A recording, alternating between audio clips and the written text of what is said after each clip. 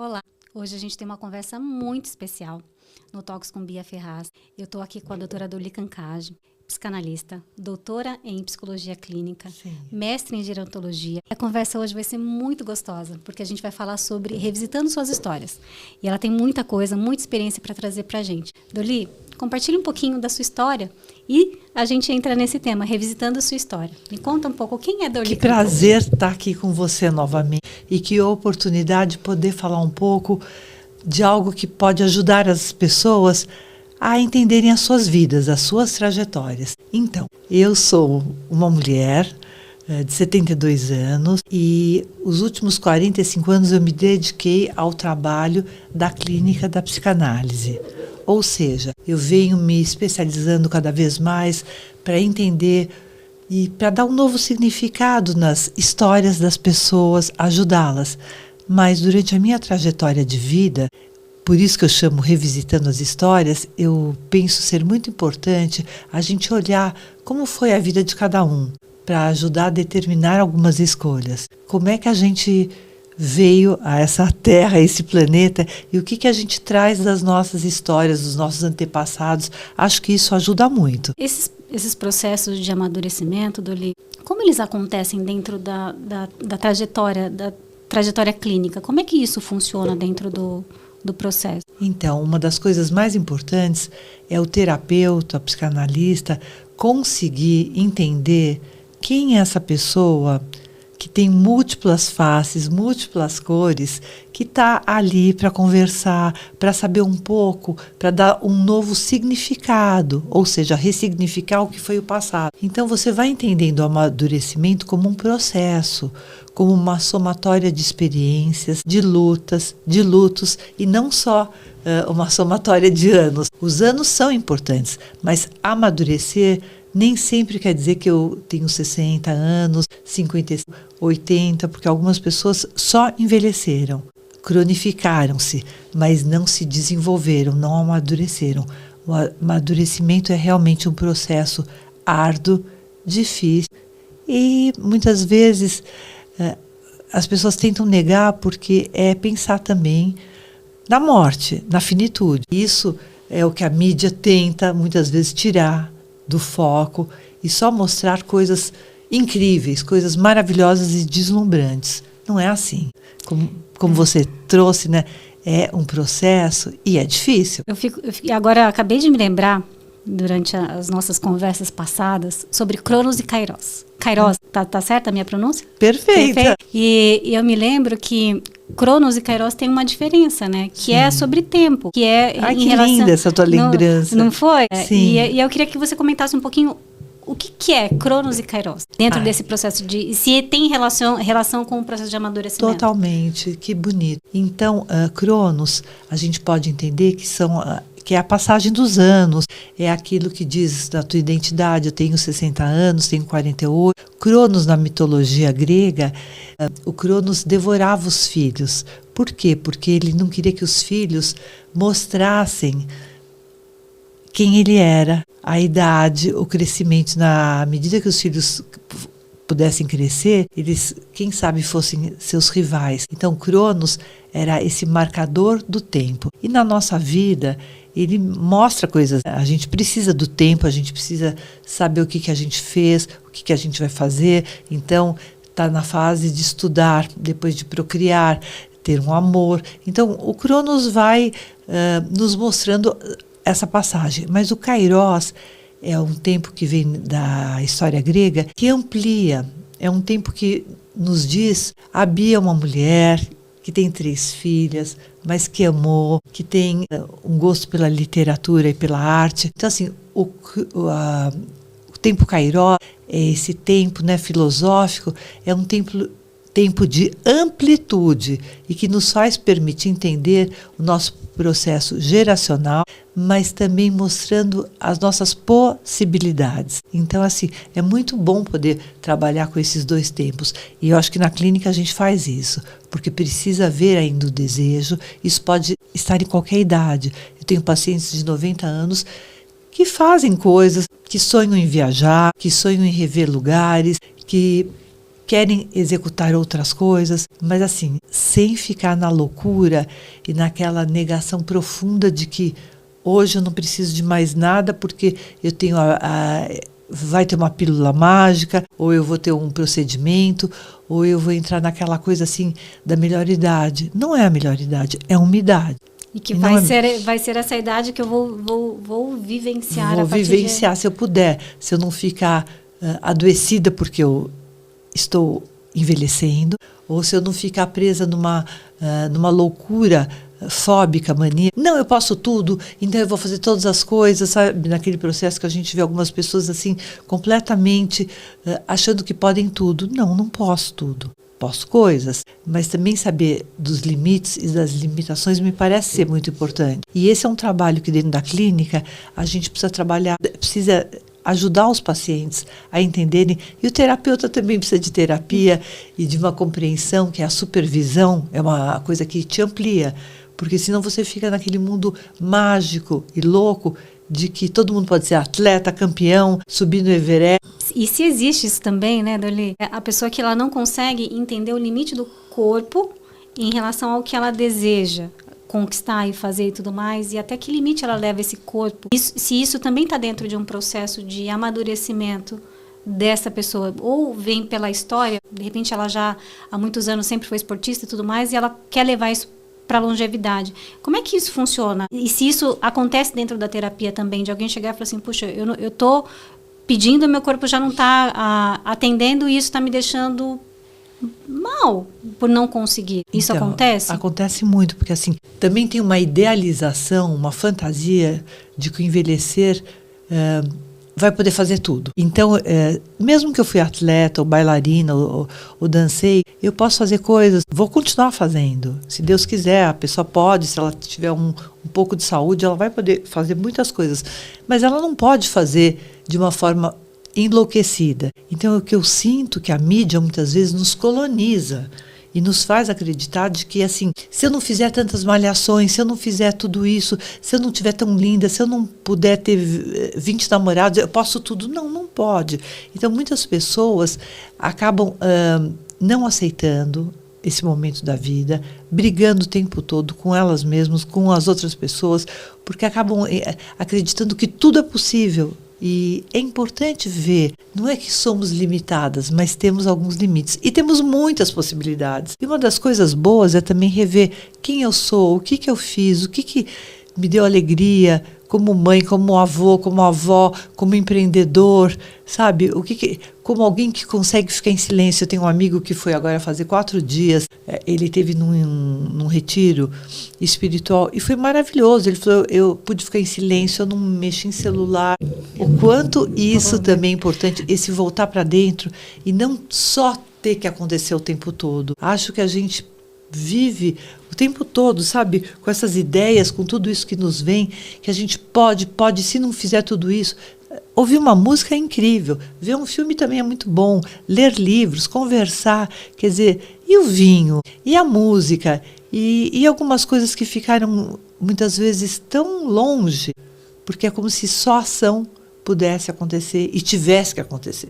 Você, te ouvindo falar, eu fiquei aqui pensando, você é uma mulher que viveu muitas histórias, são mais de 40 anos na área, e isso te traz uma bagagem assim riquíssima, né? E além de te trazer uma bagagem riquíssima, tem uma questão que eu acredito que não tinha antes e que agora tem muito, que é a influência da tecnologia, a influência da rede social e tudo mais, nos processos de envelhecimento, de amadurecimento também. Você consegue fazer um paralelo assim de como era, como está e como é que você conseguiu navegar e ajudar seus pacientes, né, nesse volume de informação que a gente tem hoje, nesse volume de comparação que a gente tem hoje, deles olharem para si. Esse, por exemplo, que foi fazer um retiro e ficar tantos dias sem celular, praticamente maravilhoso. E ele é um cara super jovem, quer dizer, está nos seus 45 anos e está nas baladas, e está nas noites, e está em tudo, mas ele falou, esse ano eu estou trocando para uma volta interna. Olha que lindo. E ele vem já nesse processo faz tempo. São pessoas assim que conseguiram algumas coisas, mas eu acho importante a tua questão. Vamos lá. Quando eu comecei a trabalhar e durante meus primeiros 20, 25 anos de clínica, era muito mais concentrado em estudos, núcleos de grupos de estudos, livros, estar com o teu paciente, era sempre você e o teu paciente. E as mídias nem existiam, tinha o telefone que entrou em 93, eu me lembro que a gente começou a usar o celular em 93, que era para ligar, para mandar mensagem. Depois a gente podia mandar foto, tirar foto. E daí foi aprimorando as mídias cada vez mais fortes e a gente precisando delas porque elas ajudavam a gente a ler textos, a gente a fazer outras coisas. Elas trouxeram milhões de recursos. E daí, de repente, você se viu, eu me vi, todo mundo se viu, tendo que aprender a lidar com isso, com esse processo, saber usar muito bem o computador, saber usar o que a mídia te trazia de bom e começar a filtrar. Então, assim, na pandemia foi um tempo que a gente precisou demais das mídias. Elas nos ajudaram a viver, sobreviver, a fazer 200 mil coisas importantes, assistir cursos, falar com pessoas. Eu atendi muita gente online, muita gente. E muitos terapeutas nem voltaram nunca mais a ter o atendimento presencial, que eu acho fundamental. Embora eu atenda alguns pacientes que não moram no Brasil, e uns daqui, que os bairros são tão longe, mas eu acho que vai tendo uma acomodação, quase que uma preguiça de vir ao terapeuta, de estar ali. Eu prefiro muito mais sentir, ver, olhar. Mas eu tive que fazer muitos esforços, e acho que vários colegas meus também, de entender, de ver os textos, e alguma coisa ficou mais rasa, como a gente estava conversando nos bastidores. Alguma coisa assim, porque eu percebo que muitas pessoas falam de tudo. Todo mundo é coaching, todo mundo entende de envelhecimento, todo mundo entende do amor, todo mundo entende das relações, todo mundo fala de TDAH, todo mundo fala de autismo. Gente, não é assim. Você precisa ter estudado muito. Você está falando, pessoas estão te ouvindo, e você pode causar um mal tremendo. Você vai invadindo as pessoas, você vai entrando. Então, não é tudo que a gente pode falar também. O terapeuta também tem limites. Não é de todos os assuntos, não é de todas as questões. A gente não pode, porque a gente desconhece ou a gente não tem um profundo conhecimento. Então, falar raso, dá, mas é aí que mora o perigo. Até me veio uma pergunta aqui, Duli. Já te aconteceu de você precisar ajudar a resgatar ou não sei se o termo correto é corrigir, mas algo que alguém ouviu de outro terapeuta e que você teve que talvez ajudar essa pessoa a olhar de uma outra forma? Já te aconteceu? Sim, muitas vezes nem eram pessoas profissionais especializados. Assim como algumas pessoas trazem... Não, porque eu vi que tem que passar tal creme e fazer tal procedimento, que as dermatos conversam comigo e outras pessoas, ou nutricionistas, falam, gente, pelo amor de Deus, é perigoso. Não, pode fazer isso com acompanhamento. Eu também ouvi coisas que as pessoas trazem, mas se eu fizer isso, esses 4 passos, 5 passos, não é assim. Não é assim. A vida não se resume em 4 passos, nem em 5 dicas. Nem para o processo do amor, nem para o processo de estar vivendo uma grande alegria, ou de um luto, ou de uma mudança de país, ou de uma perda financeira muito grande. Assim, a gente passa por coisas muito difíceis. Às vezes a gente se vê, nossa, eu estou com a minha aparência que não está bem. E às vezes não é só uma questão física, também é uma questão psíquica. Como eu vejo tudo isso, como eu me aproximo de mim mesmo. E eu ouvi coisas absurdas, mágicas. E a magia pode funcionar num momento, em alguma coisa, mas não dá uma magia para, como você usou a palavra, resgatar. Muitas vezes você está resgatando alguém de um vício, de uma adição muito forte, ou alguém que saiu de um internamento e precisa de um acompanhamento forte. E estando ali como alguém que tem um problema muito grave, às vezes precisa tomar um antibiótico, precisa tomar um antidepressivo. Então precisamos de cuidados. E de cuidados sem medo de dizer, você precisa disso e eu posso te ajudar aqui e aqui. Não vou fazer um processo de 4, 5 sessões. Pode ser ótimo para um certo tipo de paciente ouvir nesse momento fazer 5 sessões. Mas um processo terapêutico é longo, é profundo, precisa de uma disposição, disponibilidade. E assim como você me perguntou como minha história de vida me moldou ou me ajudou a ser quem eu sou. Então, assim, eu tive que entender dos meus pais que migraram depois do Holocausto, das minhas raízes judaicas. Eu sou judia, eu faço da minha história de vida, algo muito importante. Eu transformo, eu entendo o judaísmo como sendo uma crença, uma religião, a minha fé. Então, assim, eu tenho que saber quem sou, quem é a Dorli, quem foram meus pais, que processos que eles passaram. Isso é muito importante. Porque assim, não sei da minha vida, não sei dos meus pais, não quero saber, quero romper com tudo. Posso romper, mas não dá para romper com a tua essência. E quanto mais as pessoas querem se distanciar daquilo que elas trazem, hoje em dia se fala muito de genética, que é o estudo. Que esse termo eu não conheço. Então, a epigenética, ela trabalha com as questões que você carrega através de uma transmissão celular, genética, mas a psicanálise cada vez mais está de encontro com isso. A gente sabe que a gente traz não só no teu DNA, mas nas tuas células e no teu aquilo que os teus antepassados viveram. Então, quando você e reflete no que você e reflete no que eu sou, em vários traumas que vieram, em vários medos, em várias dificuldades, em várias obsessões. Então, como é importante esse estudo de epigenética, que também mostra o quanto a gente traz muitas das coisas que nossos antepassados viveram nas nossas células, no nosso DNA e também nessa genética, mas do ponto de vista psíquico e emocional. Dentro disso, dessa história de trazer dentro da nossa genética, como isso funciona dentro da terapia, Dorli? Para que a pessoa consiga, de fato, conseguir ter um bom resultado, sabe? E às vezes você consegue identificar também que essa pessoa precisa romper com alguns padrões, com alguns comportamentos. Sim. Porque se ela quer evoluir, ela precisa... Como funciona esse processo dentro da terapia, da pessoa assim, de fato se enxergar? Existem sustos, ela se... Como é que fala? Ela se surpreende com o que ela pensa sobre ela mesma e que ela às vezes também nunca parou para olhar. Isso acontece dentro da terapia? E como é isso para você, né? De olhar... Algumas vezes as pessoas somem. É como se a gente fizesse um mapeamento do corpo, mas ali é de um todo...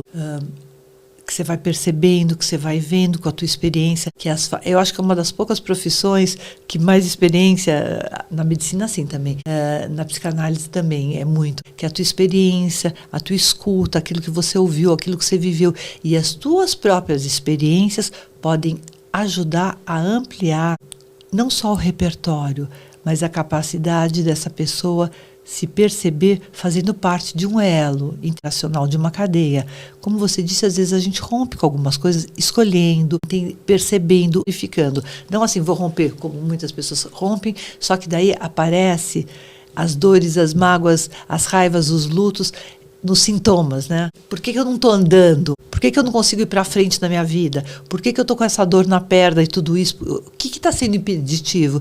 Vem tantas coisas que se somatizam porque não foram trabalhadas, digeridas. Nem todo mundo aguenta. E muita gente pula fora na hora que isso está se ampliando. Porque tomar consciência e tomar essa percepção intrapsíquica, muitas vezes é muito doloroso. Você tem que desconstruir aquele mito que você criou de você, dos seus pais, da história que você queria. Freud diz que toda criança sonha em ser filha de outros pais e mesmo os adultos. Eu queria ser filha de... Eu tenho sonhos de que eu fui filha de uma condessa, de um nobre. Então é isso. A gente não é. Nossos pais são humanos. Isso eu nunca tinha pensado, viu? De ser filha de outros pais. Isso... Mas acontece, ocorre. Né? Acontece. Em resgates, e como é que a gente trabalha e faz o que precisa ser feito, né? Para poder... romper com o que a gente precisa. Eu não sei, vou falar agora de mim, tá, pessoas? Sim, que bom. Eu fiz um processo com a Dorli, já terapêutico também, e para mim foi maravilhoso. Parece que não, gente, mas eu tenho uma dificuldade genuína em falar sobre mim. Eu não sei se você percebeu isso, eu acredito que sim. Percebi porque você sumiu. Não sumi. Tivemos aí alguns contratempos, sim, é verdade. Mas foi. E acontece muito, né, Dorli, da pessoa ter dificuldade, não é que ela não queira falar, mas ela tem dificuldade de se expressar sobre si. Verdade. Porque assim, no relacionamento, no convívio, é maravilhoso. Agora, quando eu preciso falar sobre mim e trazer as minhas questões, é difícil. E quando a conversa não acontece, para essa pessoa reorganizar fica mais complicado também. Sim, porque o silêncio também é uma fala. E o silêncio numa terapia, o tempo, já que a gente falou de Cronos e de Kairos, os tempos que acontecem numa terapia vão dizendo. É nas falas, no silêncio, é no olhar, é no não dito. O não dito também traz algumas coisas importantes. A gente vai desenhando. É um desenho sutil. É um desenho que depois toma outros contornos. Não é aquela figura fixa. Eu gosto de utilizar a metáfora do caleidoscópio, que era uma coisa que a gente fazia. As peças são as mesmas, mas as figuras são outras. Então, eu acho isso importante. Conforme a gente olha também. Conforme né? a gente olha, conforme quem te olha, certo tipo de terapia vai te mostrar alguma coisa. Mas eu acho que também tem que haver com um vínculo com o terapeuta. O vínculo com o terapeuta, como o terapeuta também trabalhou suas questões, por isso que o terapeuta tem que fazer análise, tem que fazer supervisão, tem que estudar muito e tem que estudar mesmo. Estudar é uma das coisas que, Bia, vou fazer agora uma pós. Bia, no fim do ano você entrou para um outro programa, né, de certificação em formação não foi isso? Eu tinha feito. Mas acabou não indo. Eu falo, como consegue estudar tanto? Não consigo, às vezes não consigo. Mas é muito, e temas assim profundos. Quando a gente senta para conversar com você e a gente entende a sua profundidade na parte da psicoterapia, não, é psicologia. E a gente para e fala, caramba, são 40 anos de história, 40 anos ajudando pessoas, 40 anos auxiliando pessoas nos seus processos de envelhecimento, de luto, que foi um dos processos que você também contribuiu comigo, que foi um processo bem doloroso. Eu nunca tinha vivido um luto como eu vivi, e você sabe disso. E quando você entra na nossa vida para nos ajudar dessa forma, é com uma profundidade, é com uma beleza muito grande, sabe? É muito, muito mesmo. Fico muito grata. Muito, muito bonito. E só quem vivencia isso com você pode ter essa oportunidade. Eu não quero que vocês vivenciem o luto, não é isso, mas quando uma oportunidade de conviver com você e ter isso com você é muito importante. Porque o processo de luto, ele faz parte do nosso amadurecimento, do nosso envelhecimento, mas como a gente lida com ele também, não é tão simples assim. A gente precisa de fato de apoio, de alguém que consiga te ajudar a reorganizar nesse processo. Não é tão, né?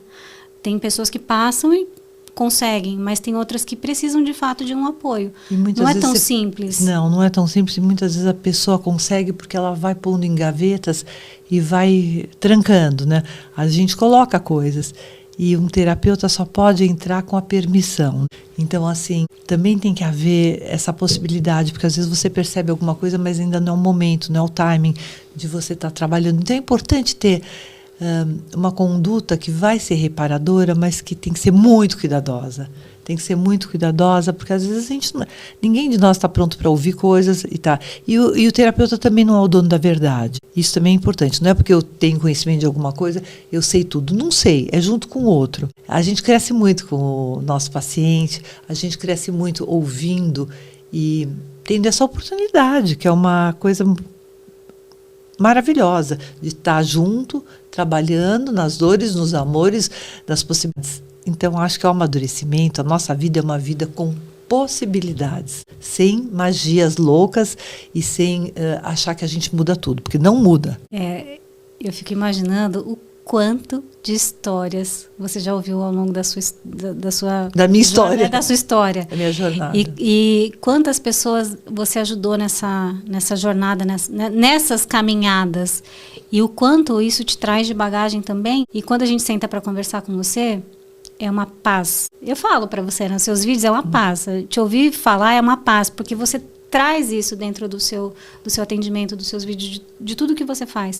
Isso já era nato ou isso foi desenvolvido? Foi desenvolvido, eu acho. Então, se eu tivesse que falar para a Dorli, ou para as pessoas que estão se formando ou que estão começando a trabalhar e querem ser terapeutas, eu diria assim, vocês vão precisar de muita paciência, vocês vão precisar de muita resiliência, de muita humildade. As coisas vão dar certo, Dorli criança, Dorli adolescente, que eu tinha tantas dúvidas de mim, eu duvidava tanto da minha capacidade, da minha força, E você vai aprendendo e apreendendo os ensinamentos, as boas análises.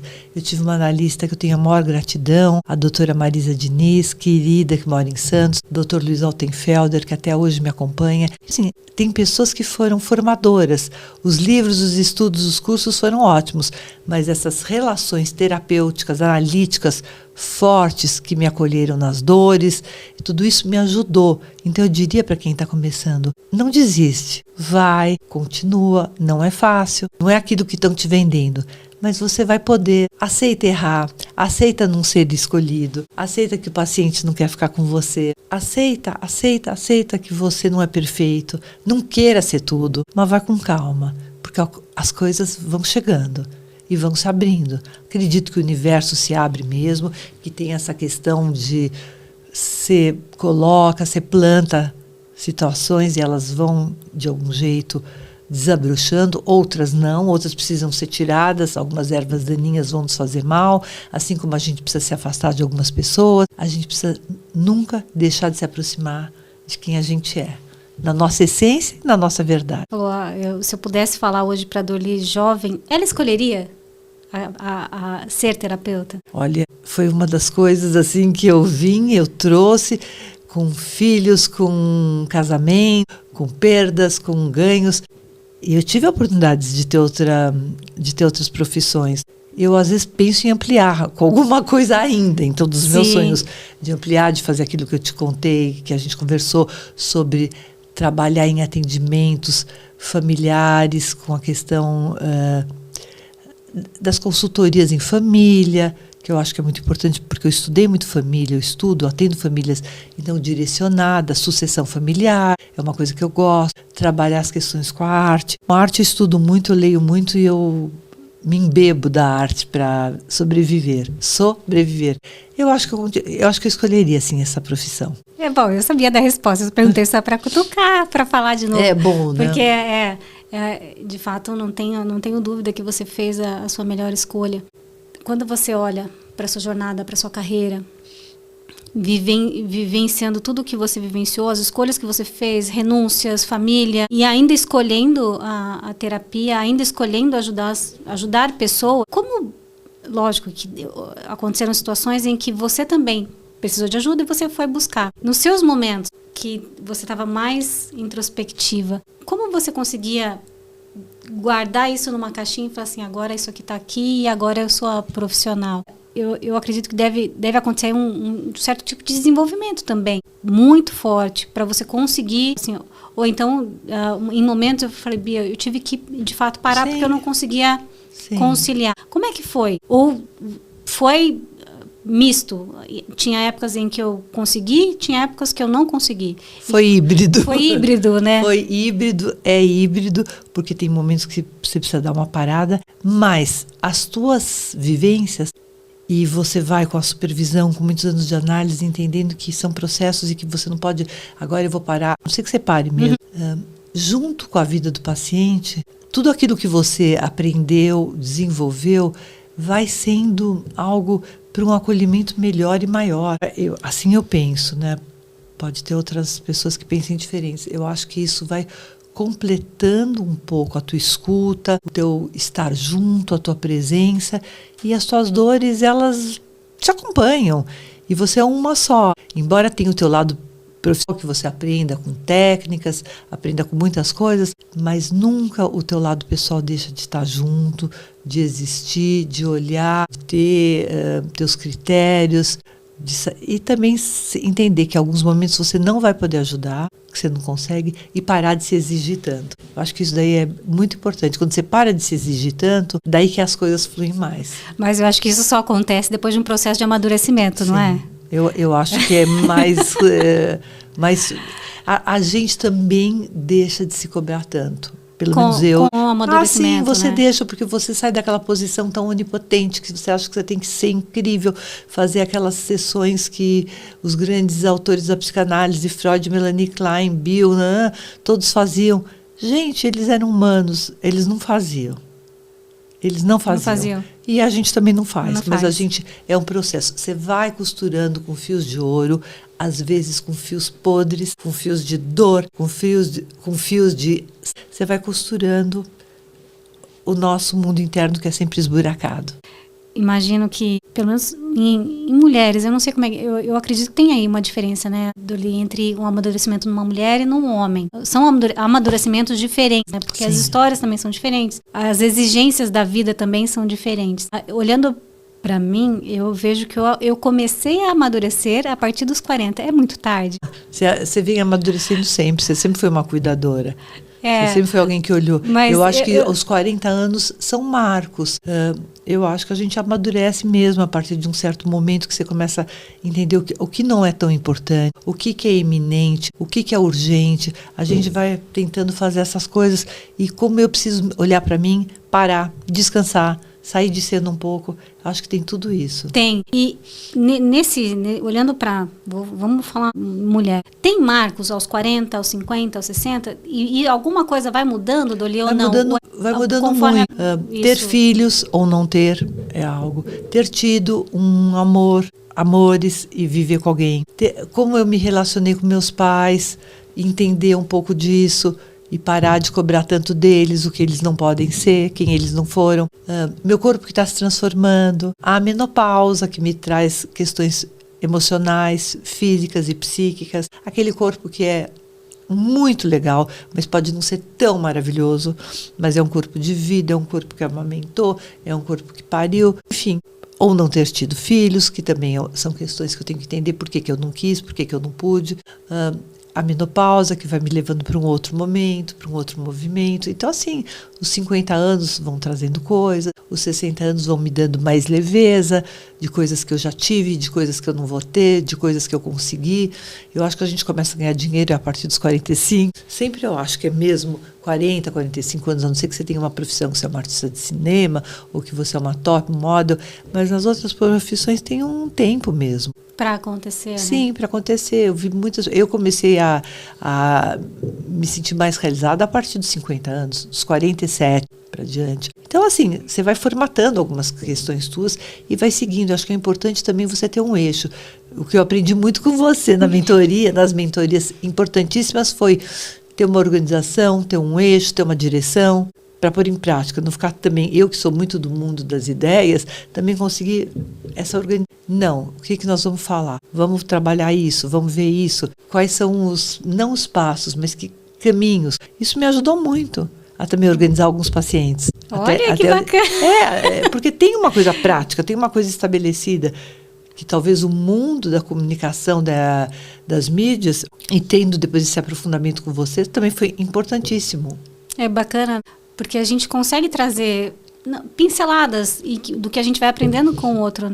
Dentro de todos os processos que a gente tem, eu percebo que a gente consegue aprender, tirar uma lição dali, ou uma boa pergunta. Eu tenho 3 perguntas suas anotadas, que eu deixei, isso entrou na minha mentoria também, que até ficou de uma das nossas sessões. Porque são perguntas valiosas que a gente precisa ter no nosso roteiro, no nosso script, não só no trabalho, mas assim, de vida. Sempre estar ali se fazendo aquelas perguntas novamente para você relembrar por que eu estou aqui, quais são as minhas referências. E isso eu acho que é bem importante para a gente conseguir, não sair da linha, mas sempre se manter para onde a gente quer chegar. Tem uma pergunta aqui que eu quero te fazer do nosso roteiro, da nossa conversa, que é sobre a longevidade. E como a longevidade, a busca hoje da vitalidade, do corpo, de a gente querer olhar para esse corpo e querer se manter bem, e querer se fazer dele, né, algumas pessoas se comparam, outras não, algumas conseguem andar, né, eu digo, andar. Viver e caminhar com o corpo que tem, mas outras não, que é uma forma assim, não sei se chega a ser, não dá para falar que é doentio, mas um culto muito grande para que esse corpo se permaneça muito jovem sempre.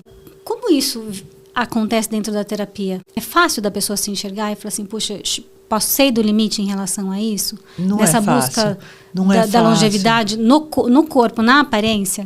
não é fácil porque muitas vezes a dor do nosso envelhecimento é tão forte e o que mais a gente vê é a nossa imagem, a nossa figura, que assim como tem a dismorfia, né, corporal, também é uma dismorfia que acontece e é mental, porque quando eu vejo esse meu corpo, que eu às vezes acho que está em ruínas, eu me lembro que eu ouvi alguma coisa que a mídia falou, ou que alguém me falou, ou que eu preciso fazer, e que talvez isso vai curar todas as minhas dores. Me parece muito importante e sensível as pessoas quererem estar melhor, estar mais bonita, se arrumar, fazer mil coisas. Não, mil não, algumas coisas. Mas em alguns momentos a gente vai adoecendo e vai perdendo a mão, vai perdendo o olhar e vai se complicando. Tem uma palheta de cores que atua, mas de repente você vai misturando tudo e você vira um quadro, não sei se é abstrato, se é Demoiselle d'Avignon, de Picasso, que vai ficando deformado, porque a gente se deforma. Então, assim, às vezes o olhar do terapeuta ajuda na compreensão, na transposição desse momento e de uma certa aceitação do corpo, do Cronos, mas você tem o Kairos, e aceitar que algumas coisas você não vai mais poder ter bebês, ou você não desperta tantas paixões mais, e assim vamos. Nesse olhar para a longevidade, a parte da sexualidade, eu não sei como é que isso funciona em relação ao homem e à mulher, mas eu imagino que para a mulher ela tem um pouquinho de um peso maior, né, Doli? Dela não se conseguir olhar mais como antes. E eu acredito que essa parte da aparência, ela pesa muito pra gente olhar e falar assim, nossa, será que eu tô mais bonita? Será que eu não tô? Será que eu preciso esticar mais um pouquinho aqui? Ou fazer mais aquilo ali? Porque interfere, eu acho que não é só corporal, eu acho que é um conjunto da gente se olhar e falar assim, eu tô mais bonita, não tô mais bonita? Como é que eu me aceito? Como é que eu não me aceito? Como eu me vejo? Só uma coisa, é uma questão para os homens também. Os homens também os homens também se veem, eles também sofrem com o amadurecimento, com o envelhecimento. Eles também têm uma questão, olha, eu não estou tão bem, e a minha virilidade, e a minha potência, como está minha libido. Eles às vezes sexualizam mais, mas as mulheres também se perguntam, será que eu vou causar, eu causo algum desejo ainda no outro? Por que eu não estou causando? Elas muitas vezes sublimam as mulheres para outras questões, que é muito bom também poder sublimar, mas também é importante olhar o que está me acontecendo nos excessos. Mas todo mundo, quase todo mundo, a não ser uma pessoa talvez muito espiritualizada ou alguém muito desencanada, que pega muito bem e que leva isso maravilhosamente bem. 80%, sei lá se falar em porcentagem, para todo mundo mexe. Muito, né? Mexe muito, mexe mesmo. Não estou tão bonito, mas eu tenho outras coisas. Então você faz esse jogo interno.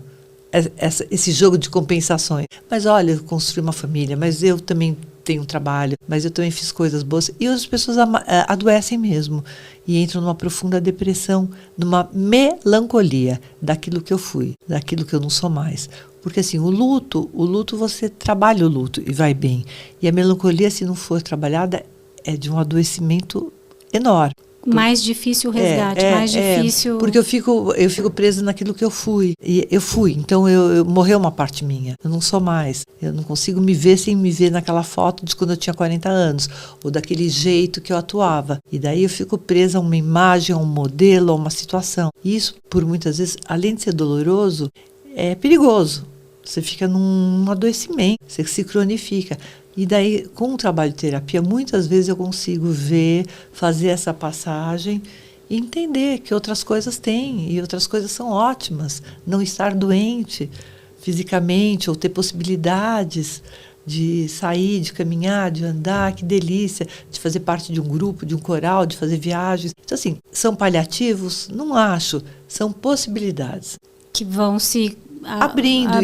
E mostrando, se você puder ver, né? Aí tem, se eu quiser enxergar. Doli, eu não, de fato, não tenho conhecimento nenhum sobre essas diferenças, né? O que é melancolia? O que é depressão? Isso se relaciona ou não? Como isso funciona? Quando eu tenho excesso de futuro, é o quê? Ansiedade? Como isso vai se construindo? Porque a melancolia, ela é uma... A melancolia...